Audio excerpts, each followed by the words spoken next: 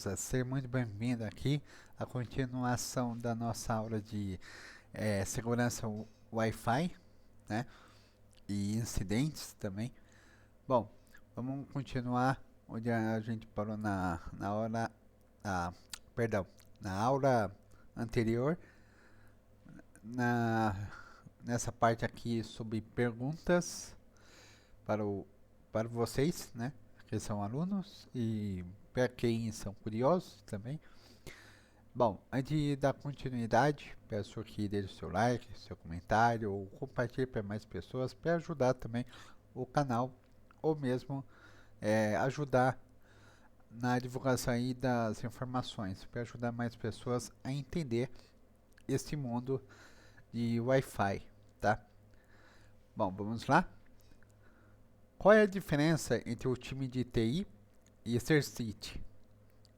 Dê a analogia do castelo.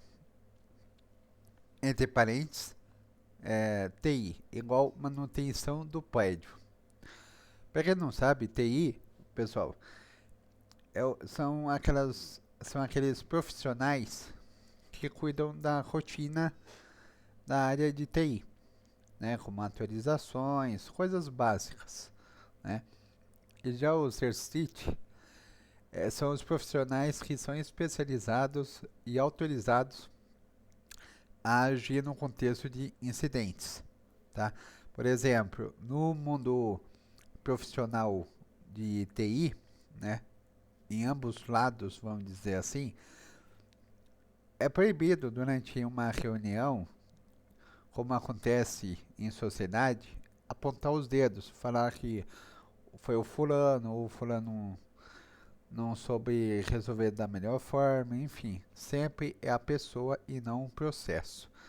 Então, esse sistema, né, de CERCIT, ele foca na parte de aprendizado com as falhas, tá? Ele não aponta os dedos. Ele exige que o profissional, quanto de TI quanto de incidentes, aprendem com as falhas ou mesmo se prepare para se precaver, né? Então, por isso que ele é considerado como se fosse corpo de bombeiros, para apagar o fogo, como um corpo de bombeiro na vida real faz, né?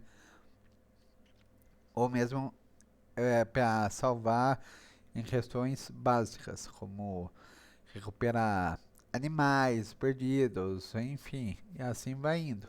Assim como no mundo de TI, por exemplo, o CERCIT, ele pode ajudar pessoas que estão conectadas no, por exemplo, vamos supor, uma empresa que acabou sendo conectada a um roteador, né, malicioso, por exemplo. O CERCIT ele pode ser um mecanismo de profissionais que estudam as vulnerabilidades e também o caos para recuperar o cenário, né?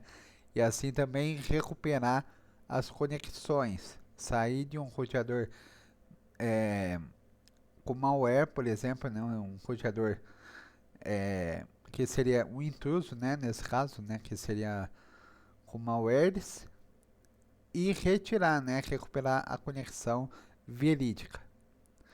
É apenas um exemplo, pessoal, para ficar mais fácil o entendimento. O que acontece no caso Config, que, que causou 4 horas de atraso antes de qualquer ação? Para quem não sabe, Config, pessoal, é aquele. É como se fosse aquele vírus em formato de minhoca, o famoso Worm, acho que é Worm que fala. Ele, ele, além de se multiplicar, ele age como uma minhoca, né? É, ele vai coletando as informações, né, massivamente e ao mesmo tempo em múltiplas, vamos dizer assim, em, mu isso, em múltiplas atividades, né, muitas complexidades a ponto de distribuir para outros computadores em redes. Quer dizer, por exemplo, se você tem um computador com com esse vírus infectado no seu computador, chamado Config ou Home, né, ou como conhecido, o que acontece? Se a sua rede estiver conectada em uma única rede sua, todo mundo conectada vai pegar o vírus, né? Porque ele, quanto esse como muitos, também podem vazar e acabar infectando outras redes, né? Outros dispositivos conectados, dependendo da capacidade dos vírus. Lembrando, pessoal, que durante o estudo de incidentes, a gente também acaba agindo como se fosse antivírus. A gente se baseia no histórico, mas também o outro lado da moeda é ao mesmo tempo um contexto mais escuro, né? É como se você estivesse em uma via escura e você não sabe o que está ali, né? Por exemplo, os vírus modernos, eles não estão na lista do antivírus. Então a probabilidade do vírus ter mais força que o antivírus é bem maior.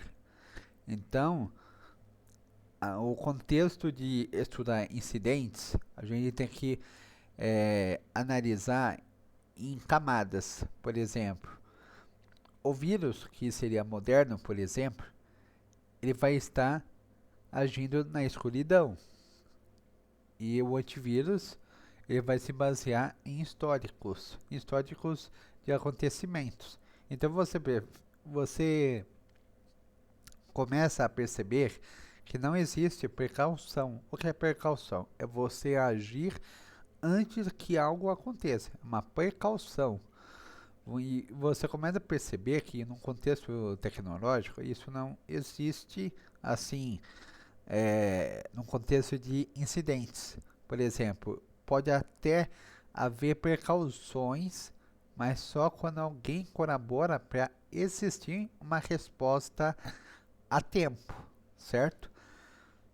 Mas na maioria das vezes, as precauções, né, não acontecem por quê? Porque às vezes as pessoas não pensam em certas coisas. E então, quando a coisa acontece, pega todo mundo de surpresa, né? Bom, vamos lá. A resposta é ninguém sabia quem decidia. Cada um jogava a responsabilidade para o outro. Nesse caso, pessoal, a gente está retratando o acontecimento de Config de 2008, se eu não me engano, há muito tempo atrás. Então, tipo, antigamente não tinha essa complexidade atual e moderna de comunicação, que hoje a gente tem vários recursos digitais, muito mais lá próximo de 2000 e 2008, ok? Bom, vamos para a próxima. Qual é a fase mais importante para ser feita antes da tempestade? Resposta: preparação. Por quê? Sem ela, as outras fases falham. Peraí, deixa eu entender. A resposta é de preparação, porque sem ela, as outras fases falham. Ah, tá. Entendi, pessoal. Ó, olha só que coisa importante. A preparação nada mais é como se fosse a precaução, de se precaver, tá? É claro que eles usaram esse nome de preparação de preparar algo para evitar, mas não deixa de ser uma precaução sistemática, né, do contexto de segurança digital ou segurança sem fio nesse contexto, tá? Porque a contenção deve vir antes da erradicação. Resposta: porque se você tentar matar o vírus sem isolar, ele se espalha durante o tratamento. Então, pessoal, para quem não sabe, erradicação é. Olha só, erradicação aparenta ser como se fosse algo de radiação, né? Aparenta ser. durante a leitura. E quando você analisa o porquê, no contexto de combater o vírus sem isolar, realmente faz sentido, porque se você não isolar, por exemplo, lembra na época da pandemia, para quem viveu, né? Não lembro direito se foi em 2020, por aí, que houve a pandemia, a Covid. O mundo teve que agir em várias etapas para combater o vírus. Claro, teve as vacinas, teve os procedimentos, mas para evitar que mais números de óbitos viesse à tona, tinha que haver o quê? Um estudo de incidentes, né, de caos, e treinamento, e preparo, quanto de médico, quanto de militares e muitos outros.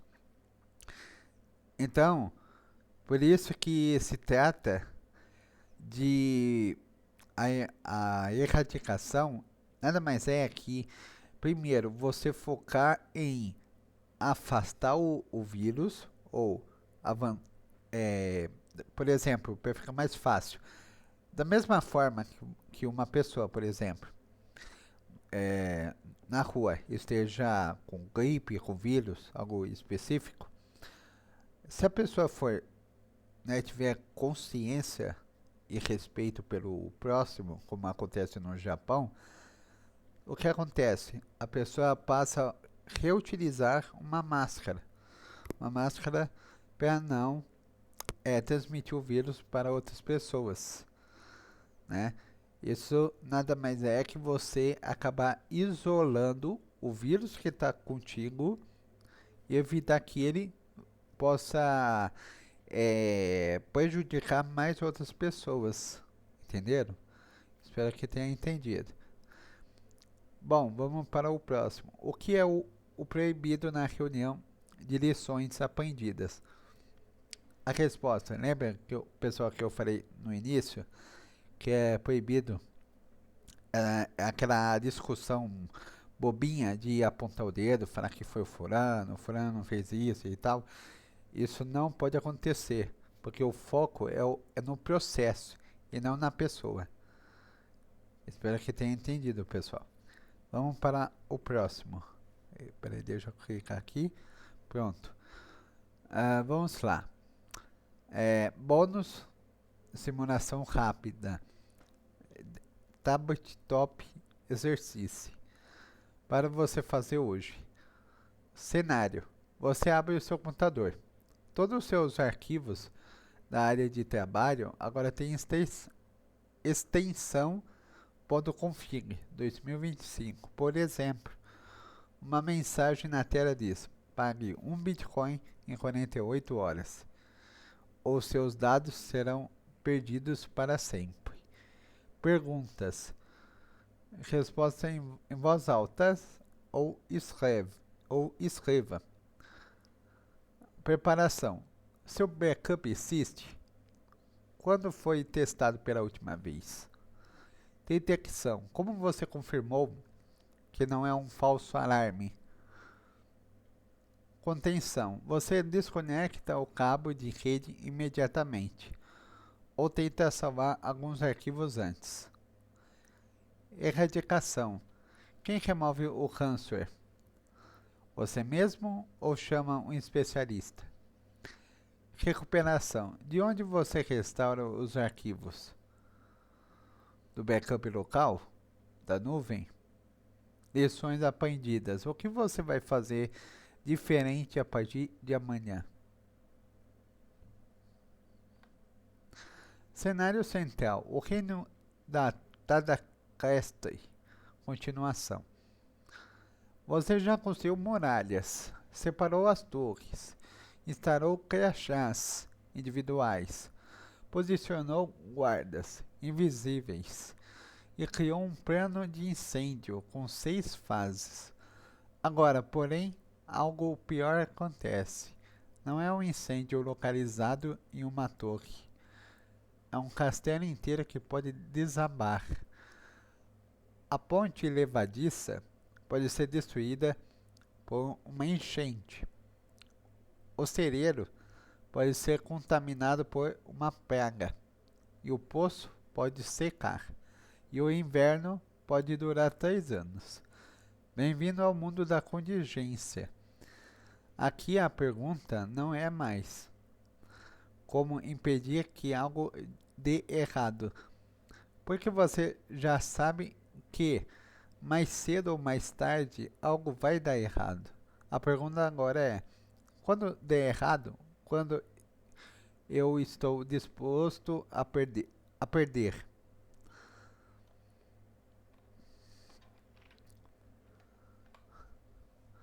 Análise de impacto nos negócios. O inventário antes do inverno. Imaginem que é o outono no reino de DataCast. O reino convoca o conselho e ordena: quero saber exatamente o que aconteceria se cada torre, cada sistema, cada estoque fosse destruído. Quanto tempo podemos sobreviver sem o cereiro, sem o poço, sem a ponte? Essa tarefa se chama Análise de Impacto nos Negócios, ou BIA. É um exercício brutal, mas necessário. O conselho precisa listar tudo o que o castelo possui e responder perguntas desconfortáveis. Por exemplo, se o cereiro de grãos pegar o fogo, quantos dias e o castelo consegue alimentar e seus servos e cavaleiros com estoques restantes? Se a resposta for 3 dias, então você sabe que no quarto dia começa a fome. Isso define um limite. O cereiro não pode ficar mais do que 3 dias fora de operação. Da mesma forma, se o livro Razão do Tesouro for destruído, quantos dias de transações você pode reconstruir de memória? 1 hora, um dia, uma semana? Quanto tempo você pode ficar sem, sem saber exatamente quem pagou seus impostos e quem está devendo? Essas duas perguntas são tão importantes que ganharam nomes técnicos, mas você pode entendê-las com duas imagens simples. Basicamente, pessoal, o que eu escrevi aqui para vocês entenderem. Você percebe que se trata de estudar incidentes ou pontos vulneráveis de situações.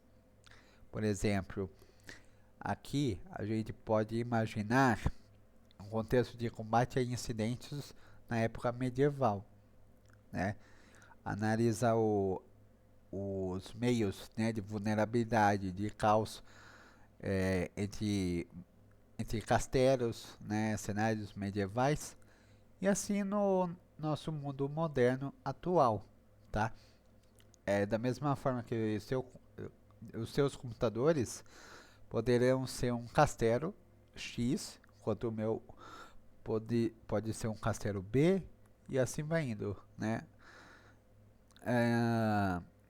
Da mesma forma que servidores, o contexto de ser um computador, que não deixa de ser, é como se fosse, por exemplo, para simplificar. Tá vendo esse notebook aqui? Beleza, ele pode ser considerado como se fosse um castelo. O servidor, ele já é outro computador específico, mas é um computador. Mas ele é outro tipo de castelo. Então, por exemplo, a gente tem um castelo A e o castelo B. Tudo que for acontecer, por exemplo, vamos supor, se o castelo A está interligado no servidor que é do castelo B, se o vírus, né, por exemplo, o adversário tomar posse de outro castelo, né, que seria entre o A ou o B, por exemplo, o que poderia acontecer? Se vamos supor que seja um intruso que está com esse notebook. Se ele atacar o servidor, nesse caso, é como se esse castelo B estaria sendo atacado, correto?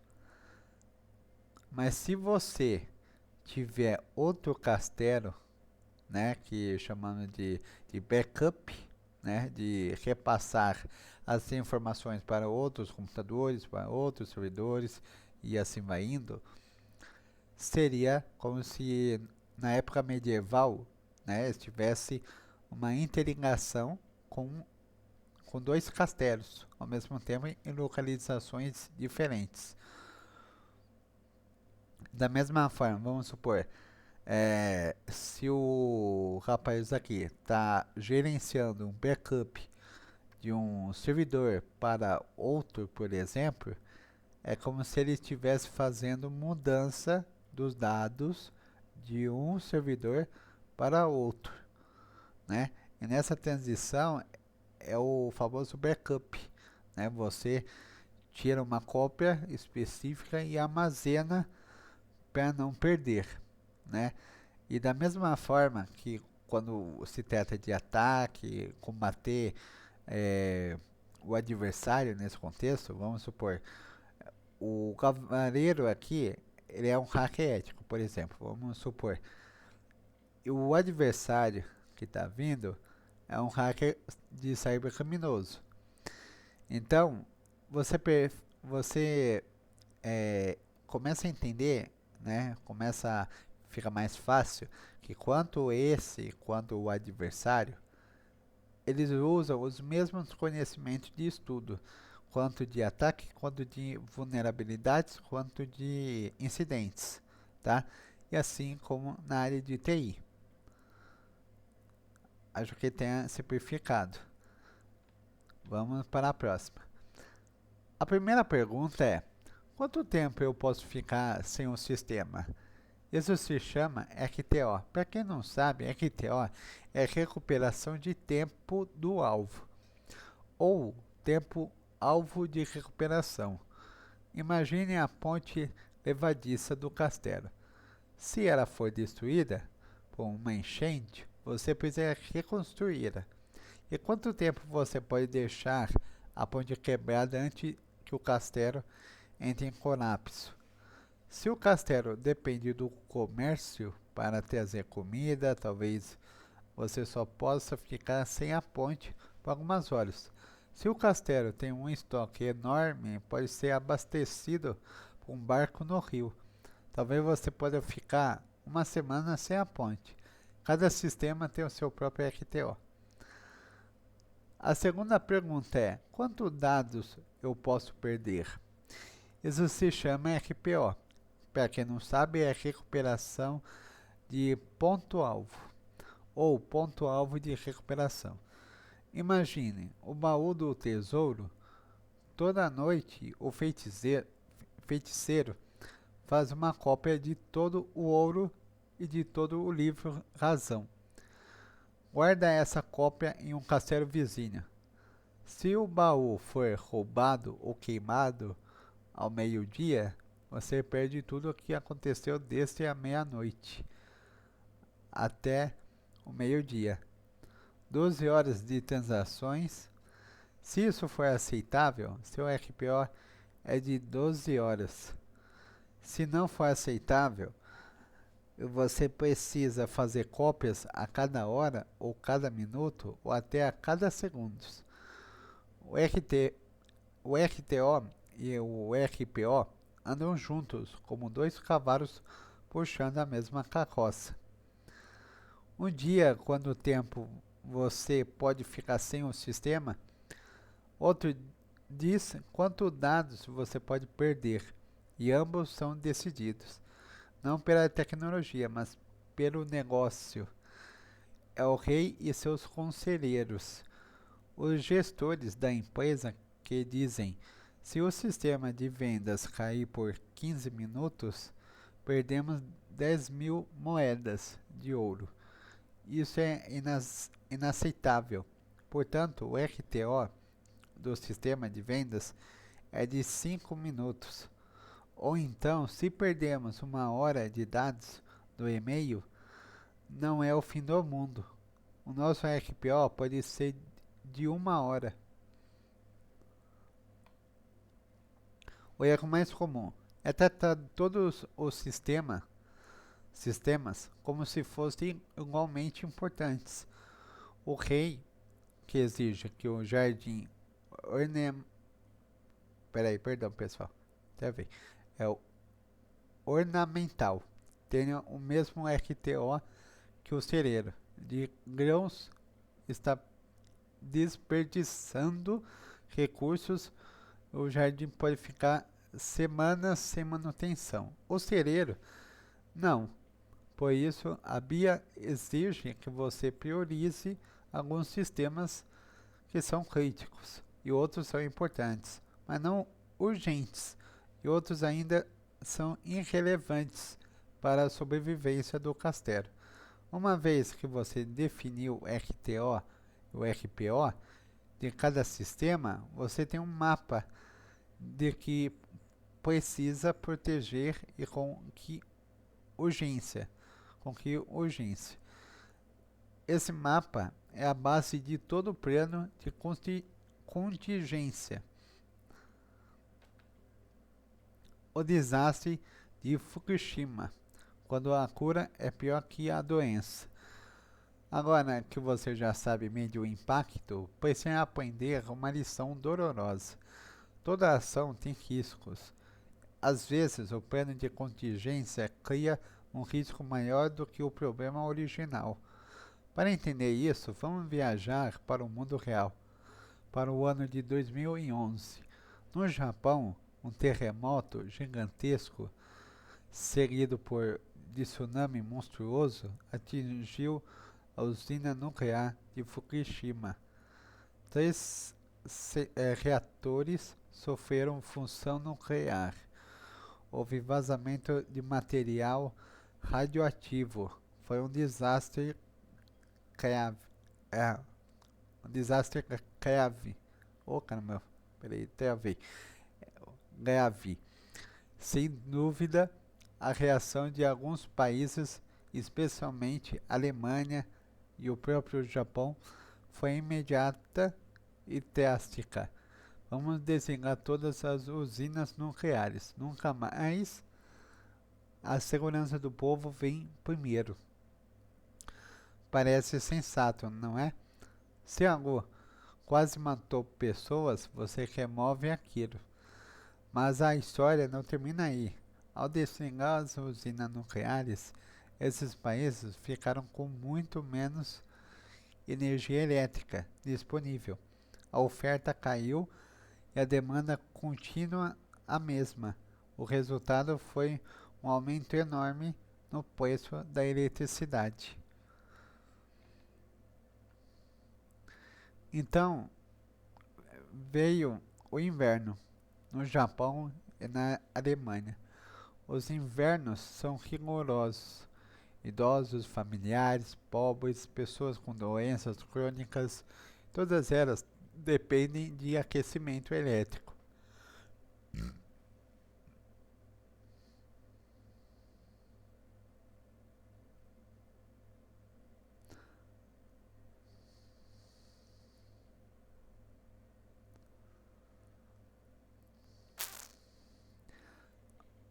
Peraí, pessoal, me perdi. É, tá. Aquecimento elétrico para sobreviver ao frio com preço da energia nas alturas. E muitas dessas pessoas simplesmente não podiam mais pagar para aquecer suas casas. O resultado foi trágico, irônico. Mais pessoas morreram de frio naquele inverno do que morreram no acidente nuclear de Fukushima. A medida tomada para proteger as pessoas acabou matando mais pessoas do que o desastre original. Agora transportemos uma lição para o castelo de Dadacast. Imagine que um rato infectado entra no cereiro principal. Alguns grãos são contaminados. 3 servos adoecem, mas ninguém morre. O conselho, em pânico, decide: queime todos os grãos de todos os cereiros do reino, e nunca mais teremos ratos. O rei, assustado, concorda. Todos os grãos são queimados. E os celeiros ficam o quê? Vazios. Então chega o inverno, não há comida. Os preços dos grãos disparam. Os pobres não podem comprar. Idosos e crianças começam a morrer de fome. No início do inverno, mais servos morreram de fome do que jamais teriam morrido pela peste do rato. A lição não é e não tome medidas drásticas. A lição é: calcule o risco da sua própria solução antes de aplicar. Então, pessoal, aqui a gente tem a melhor, o melhor aprendizado, isso até mesmo para a vida, que é você saber medir os riscos. Por exemplo, vamos supor, se você quer saber uma oportunidade de trabalho, algo do tipo, você tem que medir os riscos. Se é algo importante para você, quais são os benefícios, quais são as desvantagens. Você tem que saber medir os riscos, né, para simplificar o contexto, tá bom? Vamos para a próxima. No mundo digital, isso acontece o tempo todo. Um administrador vê um servidor suspeito, talvez um vírus, talvez um invasor. Sua reação instinta é: desligo tudo imediatamente. Mas desligar o servidor pode parar a empresa inteira por horas.